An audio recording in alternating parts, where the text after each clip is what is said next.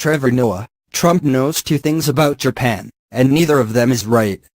Donald Trump's trip to Japan might have been an embarrassment to many, but to late-night comedians, it was an embarrassment of riches.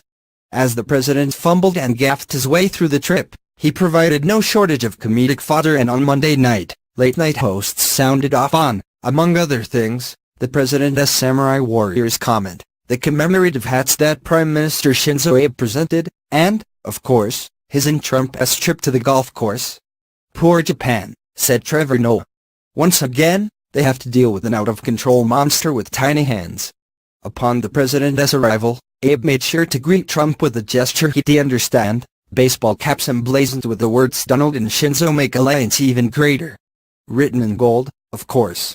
Some might cringe at the nicety, but to the Daily Show hostess' mind, it was so cute. Still, Noah had one reservation: it looks less like a diplomatic souvenir and more like a novelty gift from a bachelorette party. I am surprised it didn't have a penis sticking out of it. That's all that was missing. As tacky as the gesture might be to some, Stephen Colbert insisted on Late Show that this was nothing out of the ordinary. Historians know all the best diplomacy was accomplished via headgear, the comedian deadpanned. Don't forget the great gear Roosevelt gave out at Yalta. Abe was a smart man, chimed in Seth Meyers. He figured out that the only way to communicate effectively with Donald Trump is via hat. Which actually gives me an idea. At that moment, in his closer look, the late-night host donned his own hat branded with the words "Resign, Donald."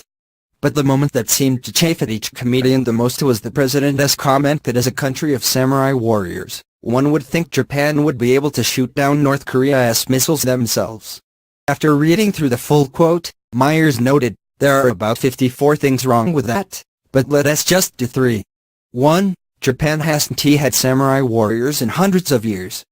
2. They famously carried swords, so if the rockets were more than, 8 feet off the ground, good luck.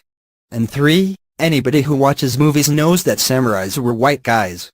Thanks a lot, Tom Cruise. I don't know what's worse, that Trump thinks Japan still has samurai, or that he thinks samurai warriors were trained in missile defense, Noah said. I feel like Trump only knows two things about Japan, and neither of them is right. Don't he have to be a samurai? Colbert added in character as Trump himself. Could be a ninja. Could be a Power Ranger or Godzilla.